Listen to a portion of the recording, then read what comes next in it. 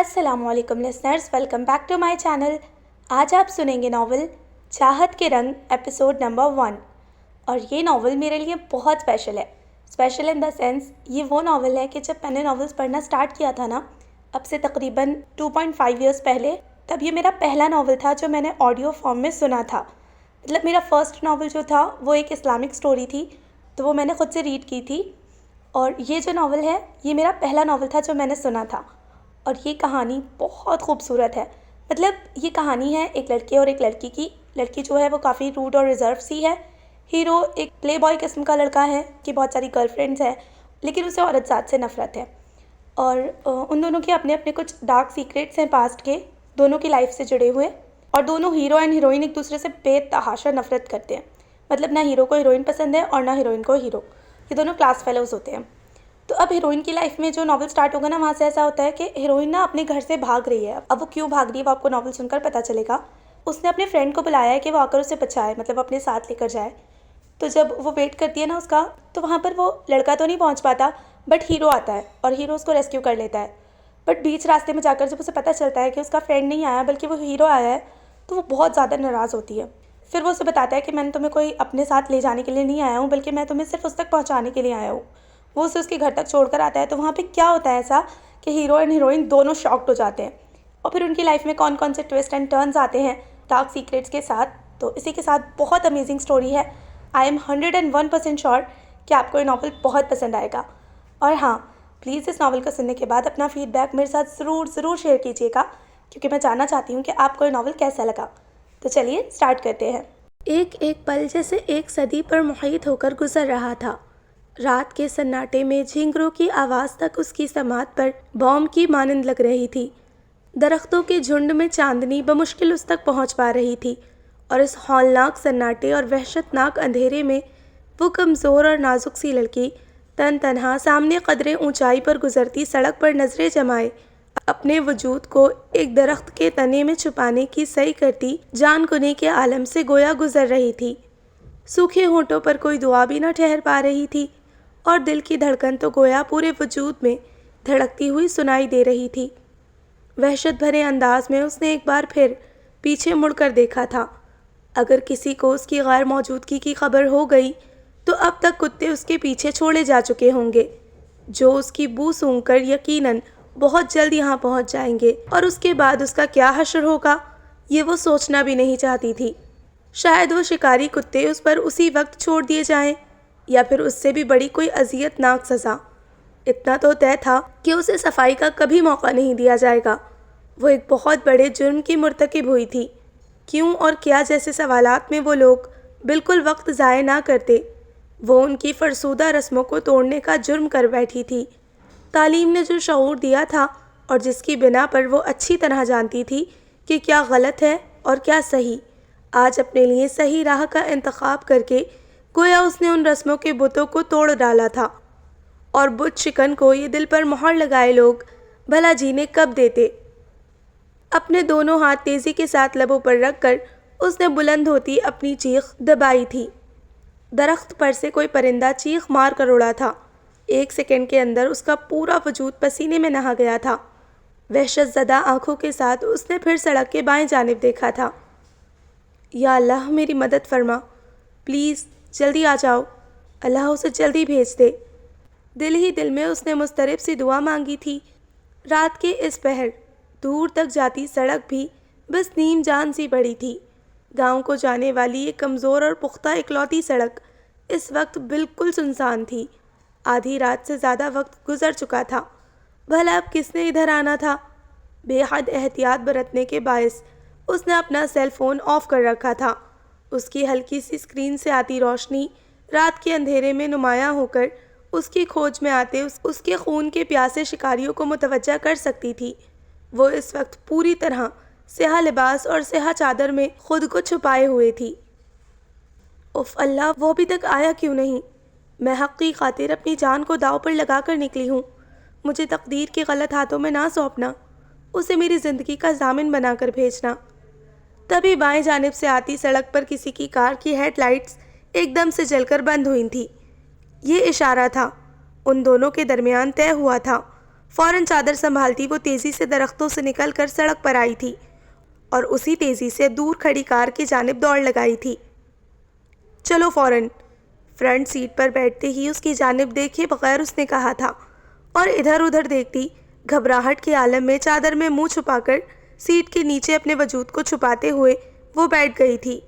گاڑی نے فوراً ٹرن لیا تھا اور جس راستے سے آئی تھی اسی راستے پر بے حد تیزی سے دوڑنے لگی تھی۔ ٹوٹی پھوٹی سڑک کی وجہ سے اسے اچھے خاصے دھچکے لگ رہے تھے۔ فرنٹ سیٹ کے اگلے خالی حصے میں دھان پان وجود کے ہونے کے باوجود خود کو چھپانا بے حد دشوار ثابت ہو رہا تھا، لیکن زبان کو دانتوں تلے دبائے وہ عجیب سے انداز میں اپنے وجود کو ٹیڑھا میڑھا موڑ کر چھپی بیٹھی رہی۔ اس کے حواس جیسے تیز رفتاری کے ساتھ دوڑتی کار کے ساتھ دوڑے چلے جا رہے تھے۔ دل کی کیفیت عجیب سی ہو رہی تھی۔ وہ اس وقت جیسے نہ کچھ دیکھ پا رہی تھی نہ سن پا رہی تھی، بس ایک ہی خوف سوار تھا، اگر وہ لوگ اس کا پیچھا کر رہے ہوں گے یا پھر انہوں نے آگے سے آ کر کار روک دی تو۔ وہ بے حد خوف اور تناؤ کا شکار تھی۔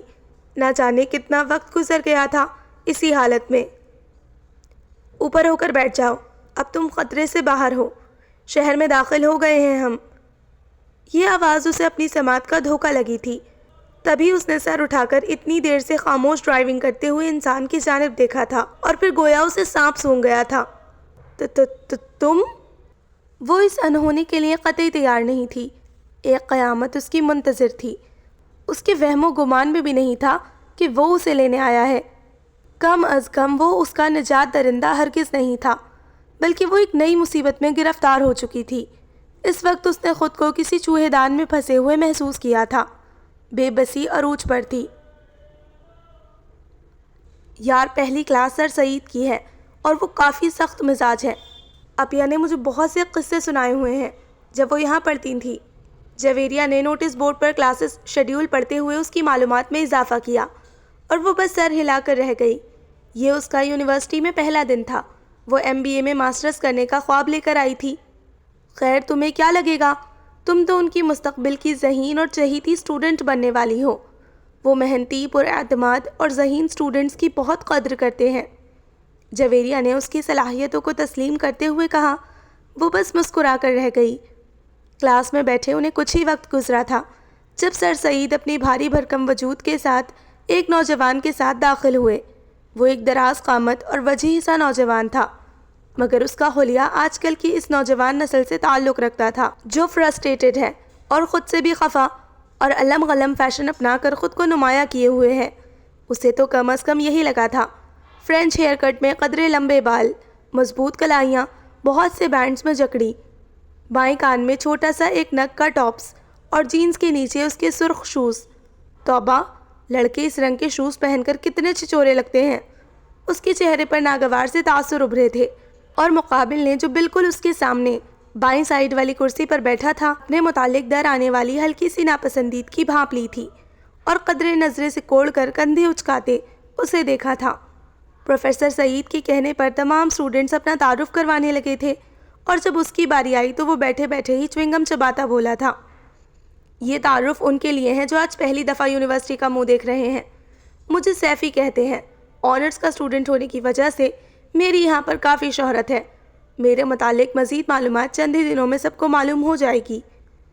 اس کے خود پسند انداز پر سب نئے اسٹوڈنٹس حیران ہو کر دیکھ رہے تھے، مگر پروفیسر سعید نے اس کو مسکراتے ہوئے بس تنبیہی نظروں سے دیکھا تھا، جن سے سب کو یہ اندازہ ہو گیا تھا کہ یہ انسان کتنا بھی بدتمیز ہو، کم از کم اپنی کسی خوبی کی بنا پر اساتذہ کا پھر بھی چہیتا ضرور ہے۔ اور جب اس کی باری آئی تو وہ پراعتماد انداز میں کھڑے ہوتے ہوئے بولی تھی، مائی نیم از ماہنم بختاور اور میں ایبسلیوٹلی رانگ۔ اس کی بات کاٹ کر سیفی بولا تھا، سر ان کا نام سائنٹیفکلی تو رانگ ہے ہی، سننے میں بھی ناٹ گڈ ساؤنڈ۔ انداز چڑھاتا ہوا تھا اور وہ چڑھ بھی گئی تھی۔ جی وہ کیسے؟ وہ اپنے عزلی اعتماد کے ساتھ کرسی پر بیٹھے چوئنگم چباتے اس نوجوان سے پوچھ بیٹھی تھی۔ اسے وہ بے حد برا لگا تھا، خواہ مخواہ اوور ہو رہا تھا، لیکن اس کا اعتماد اسے مہنگا ہی پڑا تھا۔ کم از کم پہلے دن پوری کلاس کے سامنے اپنا مذاق بنوانا اسے قطعی پسند نہیں آیا تھا۔ دیکھیے مس نم، میرا مطلب مس ماہنم، میری اردو بہت اچھی تو نہیں، لیکن جہاں تک میری معلومات ہے ماہ چاند کو کہتے ہیں اور نم رین ڈراپ کو۔ اگر تو یہ فارسی میں ہے تو یہ مون رین ڈراپ بنتا ہے، اور اگر نیم فارسی میں بولا جائے اور اگر اسے عربی میں بولیں تو نم، جس کا مطلب سلیپ ہوتا ہے، اور اس طرح یہ مون سلیپ آف دا بنتا ہے۔ سو ان شارٹ، ماہ کا مطلب مون اور نم کا مطلب ڈیو، یا اردو میں نمی، یعنی چاند پر نمی، رائٹ؟ اور آپ نے پوری دنیا کے سائنسدانوں کو کھلا چیلنج دے ڈالا کہ چاند پر نمی ہے۔ Very strange. اس کی وضاحت پر سبھی کے لبوں پر مسکراہٹ در آئی تھی، ماں سوائے ماہنم کے۔ کاش وہ بھی اسی کی طرح اس سیفی کے نام کے بقیے ادھیڑ کر رکھ سکتی۔ سر سعید نے سیفی کو گھورتے ہوئے اسے بیٹھنے کا اشارہ کیا تھا۔ وہ ادھورے تعارف کے ساتھ بیٹھ تو گئی تھی، مگر اسے سیفی پر بے انتہا غصہ بھی آیا تھا۔ اس کے منہ مت لگنا، ایک نمبر کا فلرٹ بندہ ہے۔ اس کی بدنامی کے کئی قصے مشہور ہیں۔ اپیا نے مجھے خاص طور پر اس سے بچ کر رہنے کی تاکید کی تھی۔ پہلے لڑکیوں سے دوستی کرتا ہے، محبت کا جھوٹا جھانسا دیتا ہے، اور جب وہ اس کی محبت میں اندھی ہو کر ہر حد پار کر جاتی ہیں تو دامن چھڑا کر آگے بڑھ جاتا ہے۔ ایک لڑکی نے تو اس سے شادی کرنے کے لیے خودکشی تک کر ڈالی تھی۔ پہلے اس سے دوستی کی، خوب الو بنایا، اور جب وہ شادی پر اصرار کرنے لگی تو یہ پیچھے ہٹ گیا۔ تب اس نے اس کے نام خط لکھ کر نیند کی گولیاں کھا لیں، لیکن اس پر رتی برابر بھی اثر نہیں ہوا تھا۔ اپیا کی کلاس فیلو تھی وہ، انہوں نے مجھے سختی سے اس کے سائے سے بھی دور رہنے کی ہدایت کی ہے، اور یہی میں تمہیں دوں گی۔ کلاس ختم ہونے پر جویریہ نے کینٹین کی طرف آتے اس کے متعلق بتایا تھا، اور ماہنم تو پہلے ہی دل میں اس لوفر بندے سے دور رہنے کی ٹھان چکی تھی۔ وہ کسی بھی قسم کا اسکینڈل افورڈ نہیں کر سکتی تھی۔ اس کے پاپا کتنی مشکل سے پورے خاندان کی مخالفت مول لے کر اسے پڑھا رہے تھے، وہ یہ بخوبی جانتی تھی، اور وہ ان کے اعتماد کو کسی قیمت پر بھی نہیں کھو سکتی تھی۔ لیکن وہ پروفیسر سعید بھی تو اسے کچھ نہیں کہہ رہے، ورنہ اس کا جو ایٹیٹیوڈ تھا ٹیچر ہو کر وہ کیسے برداشت کر سکتے تھے؟ وہ جویریہ کے آگے اپنی حیرت کا اظہار کیے بغیر نہیں رہ پائی تھی۔ جویریہ اس کے کالج کے زمانے سے اچھی دوست تھی، اور ان دونوں نے اکٹھا یونیورسٹی میں ایڈمیشن لیا تھا۔ جویریہ کی بڑی بہن اپیا بھی اسی ڈپارٹمنٹ سے پڑھ کر گئی تھی، لہٰذا جویریہ کے پاس ان کے توسط سے سبھی معلومات موجود تھی۔ اپیا بتاتی ہیں بہت ذہین اسٹوڈنٹ ہے، اور اس کے فادر بھی بہت ویل آف اور اسٹیبلش بزنس مین ہیں، کافی ڈونیشنز دیتے رہتے ہیں، شاید اسی لیے۔ جویریہ نے مزید بتایا، اور وہ بس کندھے اچکا کر رہ گئی۔ اگلے چند روز تو کلاسز ٹائمنگ سمجھنے اور اٹینڈ کرنے میں گزرے، پروفیسر کے ساتھ تعارف ہوتے ہوئے گزرے۔ ماہنم بہت جلد یونیورسٹی کے ماحول میں ایڈجسٹ کر گئی تھی۔ وہ ایک ذہین اور پر اعتماد لڑکی تھی، اپنے کالج میں بہترین مقررہ رہ چکی تھی۔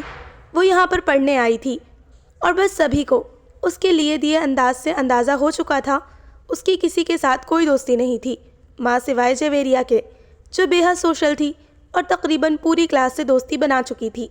ماہنم کا فارغ وقت زیادہ تر لائبریری میں گزرتا، اسے جویریہ کی طرح گرد و پیش میں بیٹھ کر گپے لگانے یا کینٹین انجوائے کرنے سے غرض نہیں تھی۔ ایسے میں وہ تنہا لائبریری چلی آتی، اور یوں اس کی دوستی کسی سے بھی نہ ہونے کے برابر تھی۔ تم یہاں کیا کر رہے ہو؟ عاصم کہاں ہے؟ وہ کیوں نہیں آیا؟ اور تمہیں کیوں بھیجا؟ یہ سب کیا ہے؟ گھبراتے ہوئے اس نے ایک ہی سانس میں 2-3 سوال کر ڈالے، لیکن جواب ندارت تھا۔ وہ سنجیدہ چہرہ لیے ڈرائیونگ کر رہا تھا۔ میں نے کچھ پوچھا ہے، وہ قدرے چلاتے ہوئے بولی تھی۔ اس کی جان پر بنی تھی، اور مقابل کا اطمینان قابل دید تھا۔ تو اس کے یوں چلانے پر وہ بولا تھا۔ جواب ان کے لیے غیر متوقع ہوتا جو اسے جانتے نہیں تھے۔ وہ اپنی زندگی کو اس نئے عذاب سے دوچار کرنے کو تیار نہیں تھی۔ جبھی غصے میں بولی تھی، گاڑی روکو، ابھی اسی وقت۔ میں نے کہا گاڑی روکو۔ اعصاب پر قابو ہونے کے باوجود جس سچویشن سے وہ دوچار تھی، زیادہ دیر تک سکون کا مظاہرہ کرنا ناممکن تھا۔ وہ پھر چلائی تھی۔ ساتھ ہی فرنٹ سیٹ پر بیٹھتے اس نے لاک کیا دروازہ کھولنے کی کوشش کی تھی۔ وہ چلتی گاڑی سے کودنے کا رسک لے سکتی تھی، لیکن اس شخص کا ساتھ تباہی کے سوا کچھ نہیں تھا، اسے اچھی طرح احساس تھا۔ روکو گاڑی، وہ پھر چلائی تھی۔ جسٹ شٹ اپ، منہ بند کر کے آرام سے بیٹھی رہو۔ میں تمہیں عاصم کے گھر چھوڑ کر اپنی بقایا نیند پوری کرنا چاہتا ہوں۔ ویسے بھی مجھے کوئی یوں کچی نیند سے جگا کر اس قسم کا بیہودہ کام کرنے کو کہے تو میرے دماغ کو گرمی چڑھ جاتی ہے، اور بقول تمہارے میں جاہل، گنوار، جانور یا ذہنی مریض ہوں، تو پھر ایسی اعلیٰ صفات کے حامل شخص سے کیا توقع کی جا سکتی ہے؟ ناؤ یو بیٹر نو، اور ابھی ہم شہر میں داخل ہوئے ہیں.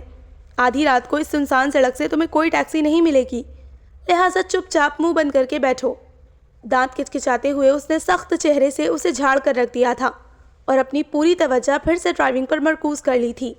اپنی بے بسی پر اسے شدید رونا آیا تھا. قدرت ہر بار اس بدتمیز شخص کے ہاتھوں اس کی بے عزتی نہ جانے کیوں کرواتی تھی. گالوں پر پھسلتے آنسوؤں کو سختی سے ہاتھوں سے صاف کرتے ہوئے اس نے سوچا تھا. اچانک اسے اپنے ہاتھ میں پکڑے سیل فون کا خیال آیا تھا. اسے آن کر کے اس نے تیزی سے عاصم کا نمبر ملایا تھا، لیکن آگے سے فون آف جا رہا تھا. یا اللہ، وہ کرہا کر رہ گئی تھی. اس صورتحال میں جب وہ اپنے پیچھے واپسی کی تمام کشتیاں جلا کر نکلی تھی، صرف ایک شخص کے بھروسے، جس کا نام عاصم تھا، اور وہ اچھی طرح سے اس کے حالات سے واقف تھا. ہر صورت اور زندگی بھر ساتھ نبھانے کا یقین دلایا تھا، اور وہ اسی کے کہنے اور اسی کے بھروسے سے تو یوں رات کی سیاہی میں سیاہ نصیب کے ساتھ اس حویلی سے نکلی تھی. اور اب اس کا فون مسلسل بند جا رہا تھا اور کوئی اس کا نمبر بھی نہیں تھا، اور اس شخص سے کچھ بھی پوچھنا فضول تھا. اب کی بار اس کے رونے میں اضافہ ہوا تھا، چاہ کر بھی وہ خود کو رونے سے نہ روک پائی تھی. مس نم صاحبہ، آپ کے رونے سے مجھے غصہ آ رہا ہے، اور اگر اس غصے میں میرے اندر کا جنگلی پن نکل آیا تو نتائج کی ذمہ دار آپ خود ہوں گی. اب کی بار نہایت ہی سرد لہجے میں اس نے تنبیہ کی تھی، اور وہ جلدی سے آنسوؤں کو صاف کرتی نچلا لب دانتوں سے کچلتی باہر دیکھنے لگی تھی.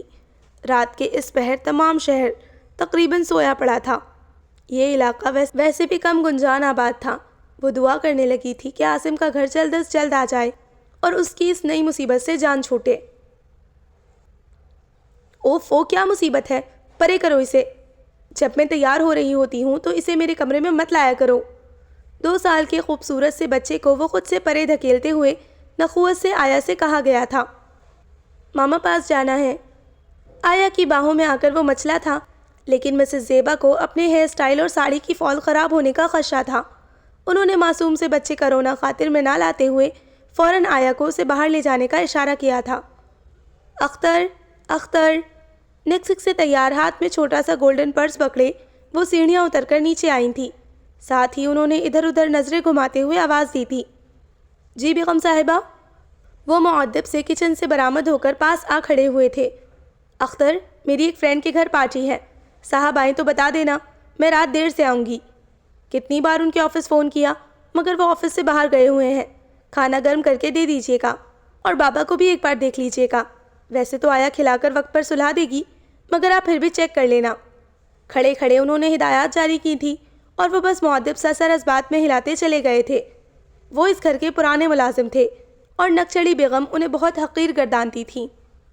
اف توبہ، آج کس پر بجلی بن کر گرنے کا ارادہ ہے؟ اس ساڑی میں تو تم قیامت لگ رہی ہو. کہیں سے نہیں لگتا کہ تم شادی شدہ ہی نہیں، ایک بچے کی ماں بھی ہو. اس کی دوست نے پارٹی میں آتی زیبا سے گلے لگتے ہوئے کہا تھا. سلیو لیس کافی کھلے گلے والے بلاؤز کے ساتھ شفون ریڈ کلر کی ساڑی، جس کے بارڈر پر گولڈن ستاروں کا کام تھا، کا پلو لہراتے ہوئے وہ ایک ادا سے بل کھائن تھی. آؤ تمہیں شکیل سے ملواؤں، میرا کزن ہے، بہت بڑا بزنس مین ہے، آفس اس کا دبئی میں ہے. پنکی اس کا ہاتھ پکڑے لوگوں کی گیدرنگ میں راستہ بناتی آگے بڑھی تھی. شکیل، ان سے ملو، میری بیسٹ فرینڈ زیبا. ہیلو. شکیل نامی نوجوان نے آنکھوں میں ستائش بھرتے مسکرا کر کہا تھا. ہائے. وہ ایک ادا سے بولی تھی. ان کی آنکھوں میں بھی شکیل کے لیے ستائش ابھری تھی. اتنا ہینڈسم مرد اس نے پہلی بار ہی دیکھا تھا. دولت اور حسن اسے قدرت نے فراوانی سے نوازا تھا. بہت جلد اندازہ ہو گیا تھا اسے. بھئی آپ لوگ باتیں کریں، میں ذرا دوسرے مہمانوں کو دیکھ لوں. پنکی دوسری جانب بڑھ گئی تھی. سرخ رنگ میرا کبھی فیوریٹ نہیں رہا، لیکن یہ آپ پر اس قدر اچھا لگ رہا ہے کہ آج کے بعد میں اسے شاید ہی ناپسند کر سکوں. شکیل نے مسکراتے ہوئے تعریف کی تھی. اوہ شکریہ. وہ دھیمے سے انداز میں ہنسی تھی. بہت جلد وہ آپس میں گھل مل گئے تھے.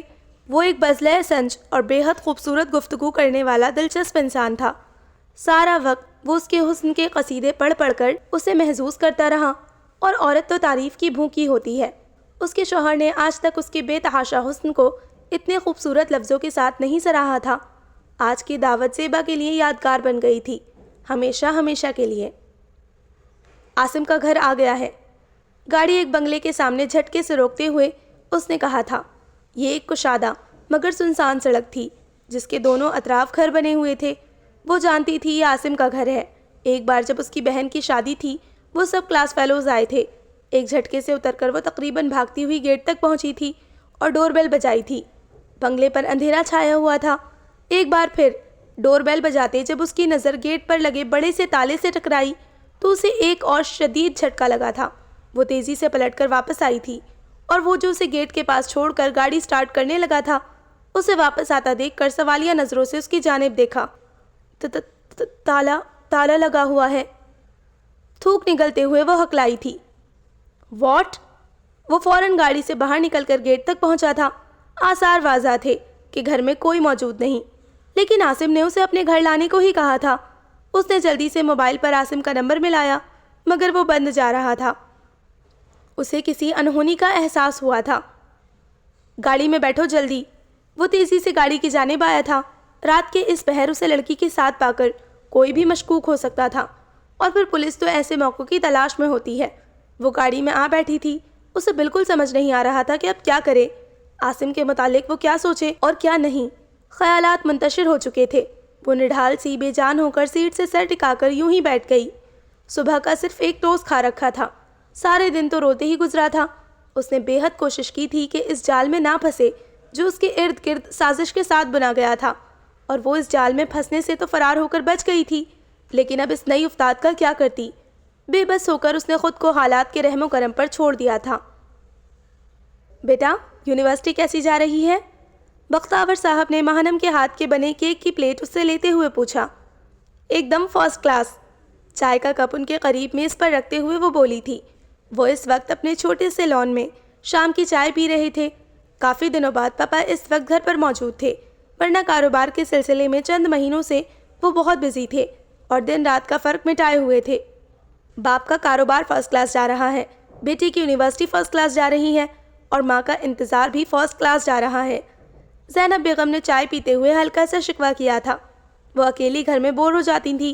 کام تو وہ نپٹا کر وقت پر فارغ ہو جاتی۔ 3 لوگوں کا کام ہی کتنا تھا۔ ماہنم یونیورسٹی میں آدھا دن گزار کر گھر آ کر بھی اسائنمنٹس یا پڑھائی میں مصروف رہتی۔ آج کل وہ ماما کو زیادہ وقت نہیں دے پا رہی تھی، اسی لیے تنہائی سے وہ خائف تھیں۔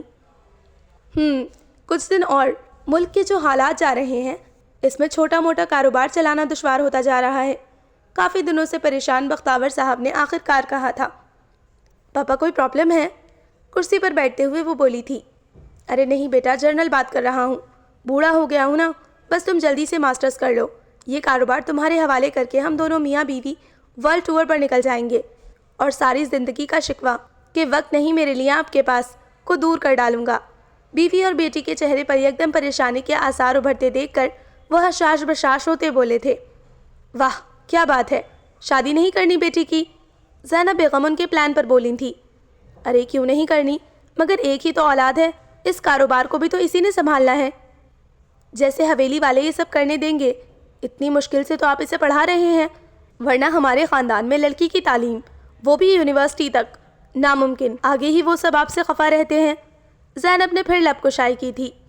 جانتا ہوں، لیکن میں اس کے حق کے لیے آخری دم تک لڑنے کا حوصلہ رکھتا ہوں، اور اس میں مجھے کبھی کسی کی خفگی کی پرواہ نہیں رہی۔ گلناز کا فون آیا کیا؟ بیٹا، آپ نے کیا پھپھو کو فون؟ آخر میں انہوں نے بات کا رخ بدلا۔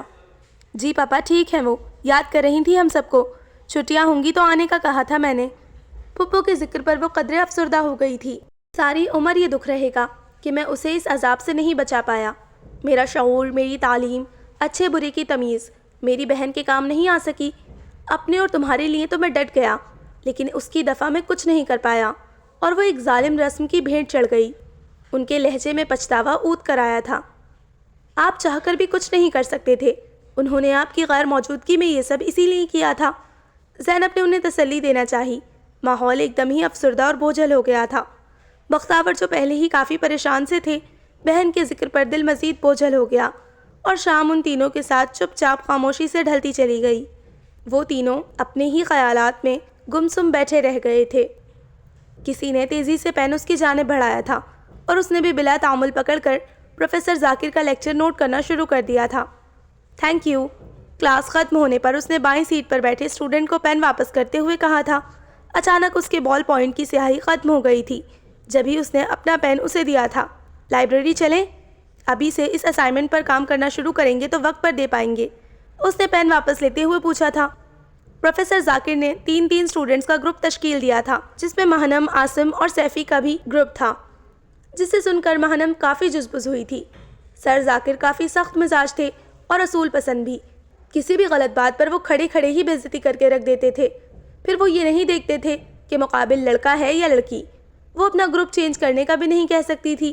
عاصم پر اسے کوئی اعتراض نہیں تھا کہ وہ کلاس کا کم گو سلجھا ہوا اچھا اسٹوڈنٹ تھا، مگر سیفی، اس سے وہ جتنا بچتی تھی اتنا ہی اس سے ٹکراؤ ہوتا تھا۔ کلاس میں ان دونوں کے ٹاپک پر بحث ہونا لازمی ہوتا تھا۔ وہ جس ٹاپک پر اتنی محنت سے ریسرچ کر کے ڈسکس کرنے لگتی، وہ کوئی نہ کوئی نقطہ پکڑ کر اسے غلط ثابت کرنے کھڑا ہو جاتا، اور اکثر غلط ثابت کر بھی دیتا۔ وہ اس کی بدتمیز انداز پر خائف ہو جاتی تھی، ورنہ وہ جتنی اچھی مقررہ تھی اسے ہرانا اتنا آسان نہیں ہوتا تھا، مگر اول روز سے اس سے دامن بچا کر چلنے والی پالیسی کی وجہ سے وہ جلدی خاموش ہو جاتی۔ وہ جانتی تھی کہ وہ اسے جان بوجھ کر چڑھاتا ہے اور بولنے پر اکساتا ہے، خواہ مخواہ فری ہونے کی فضول ترکیب ہے، لیکن یہ بھی سچ تھا کہ وہ کافی ذہین تھا۔ جنرل نالج غضب کی تھی اس کی۔ پروفیسر کے لیکچرز اس نے اسے کبھی نوٹ کرتے نہیں دیکھا۔ اس کے باوجود اسائنمنٹس اور پریزنٹیشنز غضب کی ہوتی تھی۔ کبھی لائبریری تک نہیں جاتے دیکھا تھا، لیکن ٹیسٹ میں نمبر اسی کے پورے ہوتے۔ یہاں تک کہ بعض دفعہ کلاس میں وہ پروفیسر سے ایسے سوالات کرتا جن کا جواب وہ ٹھیک طرح سے نہ دے پاتے۔ اسی لیے سر سعید اور خود سر ذاکر ہمیشہ کہا کرتے تھے کہ سیفی کی وجہ سے وہ اپنے لیکچر کی بھرپور تیاری کر کے آتے ہیں، اور اس کی ذہانت کو سراہتے تھے۔ اور ماہنم حیران ہوتی تھی کہ محض ذہانت کی وجہ سے اس کا ایٹیٹیوڈ، بدتمیز خود سر اور لاپرواہ انداز وہ کیسے برداشت کر جاتے ہیں۔ ٹھیک ہے، کتابیں سمیٹ کر وہ مختصر بولی تھی اور عاصم کے ساتھ لائبریری چلی آئی تھی۔ اس نے تو سیفی سے کچھ ڈسکس کرنا تھا اور نہ ہی کسی قسم کی مدد لینی تھی۔ عاصم کا بھی یہی انداز تھا، لہٰذا ان دونوں نے ہی مل کر اسائنمنٹ بنائی۔ اس دوران سیفی یونیورسٹی بہت کم آیا۔ اس نے بھی ان سے سر ذاکر کے اسائنمنٹ کے متعلق کچھ نہیں پوچھا، حالانکہ وہ جان چکا تھا کیا ہم اپنی محنت پر صرف اس کا نام ہی شامل کریں گے اور وہ مفت میں واہ واہ کروائے گا۔ اسائنمنٹ جمع کروانے سے پہلے ماہنم نے عاصم سے پوچھا، نہیں، ہرگز نہیں۔ اگر اس نے ہم سے ایک بار بھی اسائنمنٹ کا نہیں پوچھا تو ہم اس کا نام کیوں شامل کریں گے؟ اور یہ اتنا مشکل ٹاپک ہے کہ جب تک 2-3 لوگ مل کر اس پر کام نہ کریں کمپلیٹ ہونے والا نہیں۔ وہ خود ہی پروفیسر ذاکر کو اپنی ایکسکیوز دے دے گا، یہ جیسے اس کی مرضی۔ عاصم کے جواب پر اسے طمانت کا احساس ہوا تھا، لیکن اس وقت انہیں حیرت ہوئی تھی جب سیفی نے اپنی اسائنمنٹ تنہا جمع کروا دی، بلکہ کروا چکا تھا، اور اس کی اسائنمنٹ بہترین قرار پائی تھی۔ ماہنم کو بہت عجیب اور نہ جانے کیوں برا لگا تھا۔ نہایت ہی مغرور انسان۔ لو بھائی زیبا، میں نے کیمرے میں فلم ڈلوا لی ہے، آج شام پارک میں جا کر تمہاری اور اسفند کی خوب تصویریں بناؤں گا۔ نکسک سے تیار ہوتی بیگم سے وہ بولے تھے، او نو ڈارلنگ، آج میری دوست کی برتھ ڈے پارٹی ہے، مجھے وہاں جانا ہے۔ وہ فوراً انکار میں سر ہلاتے ہوئے بولی تھی، لیکن آج جمعہ ہے، میں نے آفس کا کام جلدی نپٹا لیا تھا کہ چھٹی کا دن ہے، بس ایک ضروری کام تھا، وہ کر کے آ گیا۔ سٹاف کو تو جمعے کی چھٹی تھی، انہوں نے بتایا۔ ویل، تم تو جمعے کی بھی چھٹی نہیں کرتے، مجھے کیا معلوم آج جلدی آ جاؤ گے، انہوں نے لاپرواہی سے کندھے اچکاتے ہوئے کہا۔ بس یار، کاروبار بڑھانے کی کوشش میں ہوں، اور کاروبار کو جب تک دن رات وقت نہ دو، محنت نہ کرو، قیمت وصول نہیں ہوتی۔ کچھ عرصے سے مصروف رہ کر میں تم دونوں کو پوری توجہ نہیں دے پا رہا، اسی وجہ سے پروگرام بنایا، اور اب کوشش کروں گا کہ ہر جمعہ پوری چھٹی تم لوگوں کے ساتھ منا سکوں۔ بیڈ پر لیٹے انہوں نے اپنے پروگرام سے آگاہ کیا تھا۔ اسفند بھی کافی عرصے سے ہمارے ساتھ آؤٹنگ پر نہیں گیا، اسے ہماری زیادہ توجہ اور وقت کی ضرورت ہے۔ ایک آیا بھلا وہ سب کیسے کر سکتی ہے جو ایک ماں کا فرض ہے؟ مجھے میرا فرض یاد دلانے کی ضرورت نہیں، تمہارے اصرار پر ہی وہ اس دنیا میں آیا ہے، ورنہ میں تو ابھی بچوں کے جھنجھٹ میں پڑنا ہی نہیں چاہتی تھی۔ ساری عمر پڑی ہے، پل رہا ہے وہ، اور اگر تمہیں زیادہ مسئلہ ہے تو دو اس کو ٹائم۔ اتنے عرصے بعد اگر میرا پروگرام بن ہی گیا ہے فنکشن میں جانے کا، تو اسفند نام کی زنجیر ڈالنا چاہ رہے ہو تم؟ نہ جانے تمہاری اس مڈل کلاس سوچ کا میں کیا کروں۔ وہ اچانک ہی چیخ پڑی تھی، لپسٹک کو زور سے ڈریسنگ ٹیبل پر پٹکتے ہوئے وہ بولی تھی، اور وہ اس کا یہ رد عمل دیکھ کر حیران رہ گیا تھا۔ وہ اپنے بچے کا ذکر کس انداز میں کر رہی تھی؟ ماں ہو تم اس کی، انہوں نے احساس دلانا چاہا۔ تو تم بھی تو باپ ہو نا اس کے، جواب دو بدو آیا تھا۔ بیگم صاحبہ، اسفند بابا کو کھانسی زکام سے بخار آیا ہے، کافی بے چین سے ہیں۔ تو مجھے کیوں بتا رہی ہو؟ اس کا باپ ہی یہیں پر ہے، اسے بتاؤ۔ وہ نہایت ہی بدتمیزی کے ساتھ یہ کہتی ہوئی کمرے سے نکلتی چلی گئی تھی اور صاحب اس کی حرکت پر خون کے گھونٹ بھر کر رہ گئے تھے۔ لیکن رات کو ان دونوں کے جھگڑے کی آوازیں بیڈ روم سے باہر نکل کر پورے گھر میں گونج رہی تھیں۔ نوکر اب صاحب اور بیگم کے جھگڑوں کے عادی ہوتے جا رہے تھے، لیکن وہ چھوٹا سا بچہ، وہ کیسے ایڈجسٹ کرتا؟ اس معصوم کو کیسے سمجھایا جا سکتا تھا؟ اختر نے کھانسی سے بے حال بچے کو اپنے گود میں لے کر ٹہلاتے ہوئے افسردگی سے سوچا۔ آیا اب تک اسے سنبھال کر تھک چکی تھی اور اس کے انداز میں بیزاری در آئی تھی جبھی اس نے اسفند کو اپنی گود میں اٹھا لیا۔ کبھی ماں باپ کے ہوتے ہوئے بھی بچے ماں باپ کی بھرپور توجہ اور پیار سے محروم رہ جاتے ہیں، اور ایسے بچے بد نصیب کہلاتے ہیں۔ نہ جانے اس معصوم بچے کا نصیب کیسا تھا، وہ بس سوچ کر رہ گئے تھے۔ کہنے کو تو وہ اس گھر کے پرانے ملازم تھے، لیکن ان کی وفاداری کی بنا پر صاحب اور ان کے والد بھی ان پر کافی بھروسہ رکھتے تھے اور گھر کا تمام نظام وہی سنبھال رہے تھے زیبا کے آنے کے باوجود۔ شٹ! انجان منزل کی جانب رواں دواں وہ ڈرائیونگ کے دوران بار بار عاصم کا نمبر ٹرائی کر رہا تھا، مگر آف جا رہا تھا، اور اس لڑکی سے کچھ بھی پوچھنا وہ اپنی ہی تک سمجھتا تھا۔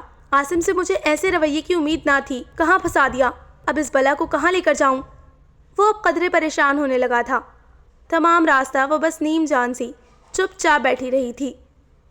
آسمان سے گرا کھجور میں اٹکا والا معاملہ ہوا تھا اس کے ساتھ۔ گاڑی ایک بڑی سی عمارت کے گیٹ کے پاس جا کر رکی تھی۔ اترو۔ گاڑی کا ڈور لاک کھولتے ہوئے اس نے قدرے سخت لہجے میں اس سے کہا تھا۔ کہاں؟ میں نہیں اتروں گی۔ اسے سمجھ نہیں آ رہا تھا کہ اس نئی افتاد سے کیسے نپٹے۔ دماغ خراب ہے کیا؟ ساری عمر گاڑی میں بیٹھی رہو گی؟ یہ ہمارا آبائی گھر ہے، یہاں کاکا جان رہتے ہیں، بہت نیک اور بھروسہ مند انسان ہیں۔ میں تمہیں ان کی تحویل میں دے کر واپس شہر اپنے فلیٹ میں چلا جاؤں گا۔ عاصم کو آج رات ہی ٹریس کرنے کی ہر ممکن کوشش کرنا ہوگی، اور اس کے لیے میں تمہیں اپنا دمچھلا بنائے لے کر نہیں گھوم سکتا۔ تم ایک دفعہ کاکا جان سے مل لو، وہ تمہیں قابل اعتبار لگیں گے۔ آخری جملہ اس نے قدرے جتا کر ادا کیا تھا۔ اب یہاں مراقبے میں بیٹھنے کی بجائے جلدی نکلو۔ ایک ہی پوزیشن میں اسے گمسم بیٹھے دیکھ کر اسے کوفت ہوئی تھی۔ چادر کو اپنے گرد اچھی طرح لپیٹ کر وہ اس کی سنگت میں بڑے سے گیٹ کے پاس آن رکی تھی۔ رات تیسرے پہر میں چپ چاپ داخل ہو چکی تھی۔ کوٹھی پر خاموشی کا راج تھا۔ ظاہر ہے اس وقت سب محو استراحت تھے۔ تبھی ہاتھ میں پکڑے موبائل پر وہ کوئی نمبر ملا کر کال کرنے لگا تھا۔ یقیناً وہ اپنے کاکا جان کو فون کر رہا تھا تاکہ اٹھ کر وہ گیٹ کھلوا سکے۔ ساتھ ہی اس نے ڈور بیل بھی 2-3 بار بجائی تھی۔ تبھی اچانک ایک گاڑی بڑی تیزی کے ساتھ ان کی گاڑی کے پیچھے آ کر رکی تھی۔ گاڑی کی ہیڈ لائٹس میں وہ دونوں اچانک بے حد نمایاں ہوئے تھے۔ وہ سرعت سے پلٹا تھا اور بے ساختہ اس کے منہ سے شٹ نکلا تھا۔ ماہنم بھی گھبرا سی گئی تھی۔ کوئی بہت تیزی سے گیٹ کا دروازہ کھول کر ان کی جانب آیا تھا۔ سیفی، تم اس وقت یہاں کیا کر رہے ہو؟ اور وہ نوارد نے اس کی جانب سرسری نظر ڈالی تھی، مگر وہ قدرے چونکا تھا۔ جی وہ ڈیڈ۔ ایک پل کو تو اسے بھی سمجھ نہیں آئی تھی کہ وہ کیا کہے۔ تمہیں اس وقت فلیٹ پر ہونا چاہیے، یہاں کہاں گھوم رہے ہو؟ جاؤ، برکت کے ساتھ فلیٹ پر چلے جاؤ۔ اب کی بار لہجے میں تنبیہ اور غصہ ابھر آیا تھا۔ یہ وہ نہیں ہے ڈیڈ، ایشو کچھ اور ہے۔ اسے یہی مناسب لگا کہ سب سچ بتا دے، اور وہ قدرے نروس سی اپنے سامنے کھڑی باروب شخصیت کو دیکھ رہی تھی۔ خلیہ بتا رہا تھا کہ وہ کہیں سے سفر کر کے پہنچے ہیں۔ سوٹ بوٹ میں ملبوس وہ شخص کچھ پراسرار سا لگا تھا۔ 2 فلائٹس بدل کر اور کار میں لمبا سفر کر کے یہاں اسی لیے آیا تھا کہ سکون کی نیند لے سکوں۔ I am too tired. میں بہت تھکا ہوا ہوں، لیکن تمہارے یہ نت نئے ایشوز۔ گیٹ کھلواؤ، اندر چل کر بات کرتے ہیں، جلدی کرو۔ تھکن زدہ لہجے میں کہہ کر وہ اپنی گاڑی کی جانب پلٹ گئے تھے، اور سیفی نے کاکا جان کا سیل فون پھر ملایا تھا۔ فون ملنے پر اپنے آنے کی اطلاع دے کر گیٹ کھولنے کا کہا تھا۔ چند ہی لمحوں میں گیٹ کھول دیا گیا تھا اور دونوں گاڑیاں تیزی سے محل نما کوٹھی میں داخل ہوئی تھیں۔ وہ بھی سیفی کے کہنے پر دوبارہ گاڑی میں آن بیٹھی تھی۔ What are you mad? تم اتنے بے وقوف کیسے ہو سکتے ہو؟ سیفی کی بات سنتے ہی وہ اچھل ہی تو پڑے تھے۔ تم جاؤ اپنے کمرے میں اس لڑکی سے تنہائی میں بات کرنا چاہتا ہوں۔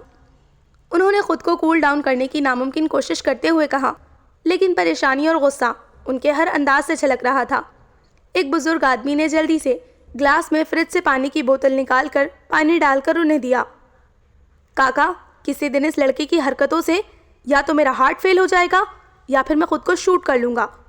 ان کی بات پر وہ ایک جھٹکے سے اٹھا تھا اور دھپ دھپ کرتے دائیں جانب بنازینہ چڑھتا چلا گیا تھا۔ ماہنم اس کے یوں اکیلا چھوڑ جانے پر بے حد گھبرا اٹھی تھی۔ وہ جو اس کی موجودگی سے ہمیشہ ایک بے نام کوفت اور جھنجھلاہٹ میں مبتلا ہو جاتی تھی، آج اس کی غیر موجودگی اس کے لیے پریشانی کا باعث بنی تھی۔ وہ محسوس ہی نہ کر سکی آج وہ اس کی موجودگی میں اتنی کرٹیکل سچویشن میں قدرے پرسکون تھی۔ اسے اپنے آپ پر حیرت اور غصہ بیک وقت آیا تھا۔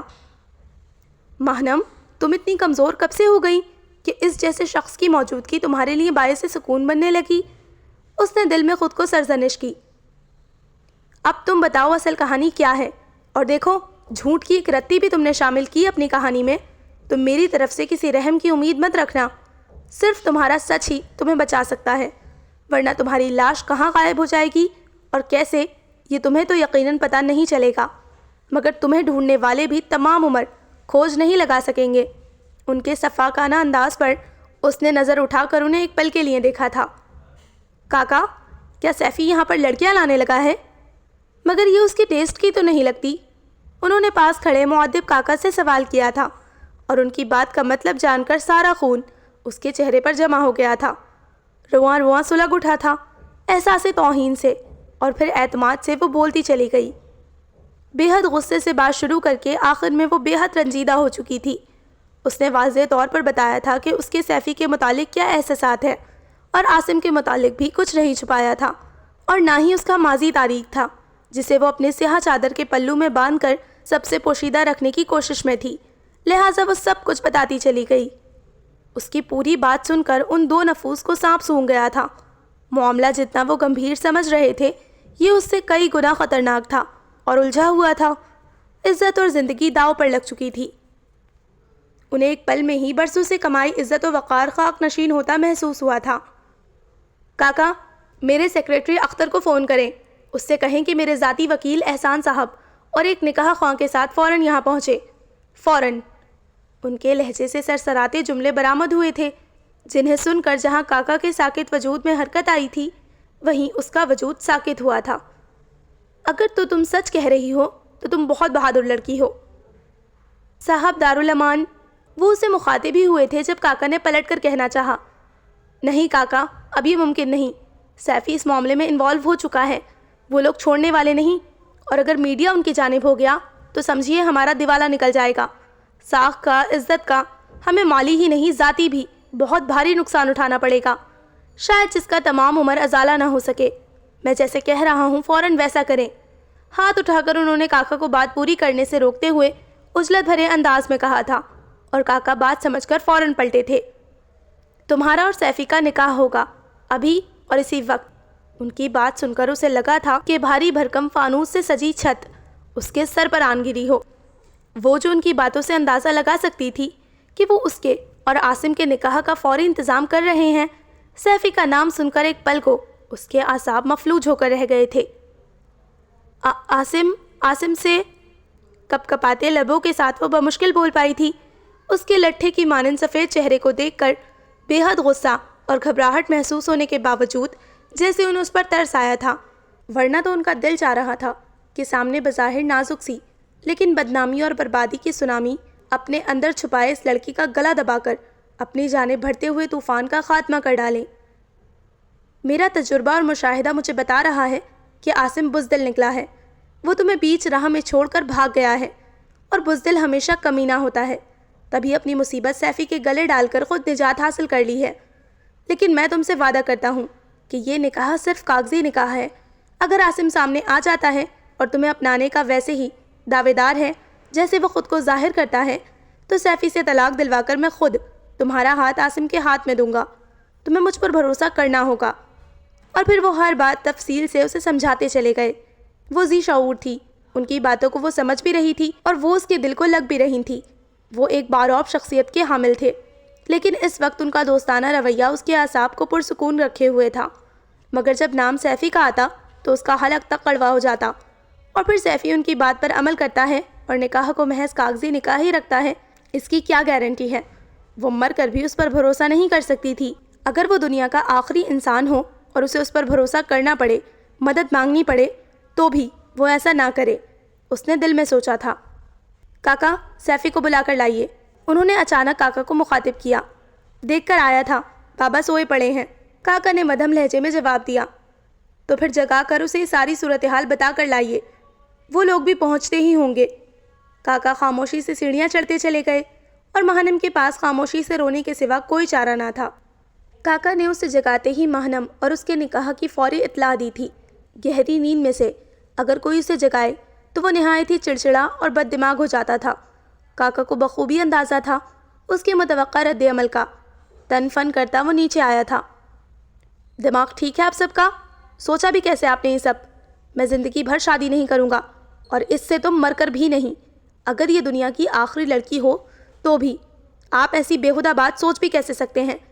اور میرے مسئلے میں ٹانگ اڑانے کی ضرورت ہی کیا ہے؟ یہ میری پرابلم ہے، اور آج تک میں نے اپنی ہر پرابلم خود ہی سالو کی ہے۔ آپ سے مدد مانگی ہے کیا؟ جو خدائی فوجدار بن رہے ہیں، یہ عاصم کے لیے بھاگ کر آئی ہے، صبح تک پتہ چل جائے گا اس کا، پھر یہ جانے۔ اور وہ اتنا بدتمیز لہجہ اور اتنا گستاخ انداز، اور آخری جملہ سن کر ماہنم کا غصے سے برا حال ہو گیا تھا۔ دل میں اس کے لیے پہلے سے ناپسندیدگی اور بڑھی تھی۔ So listeners, this was the end of the چاہت کے رنگ ایپیسوڈ نمبر 1۔ انشاءاللہ جلد ملتے ہیں سیکنڈ ایپیسوڈ کے ساتھ، تب تک اپنا خیال رکھیں، دعاؤں میں یاد رکھیں۔ اللہ حافظ۔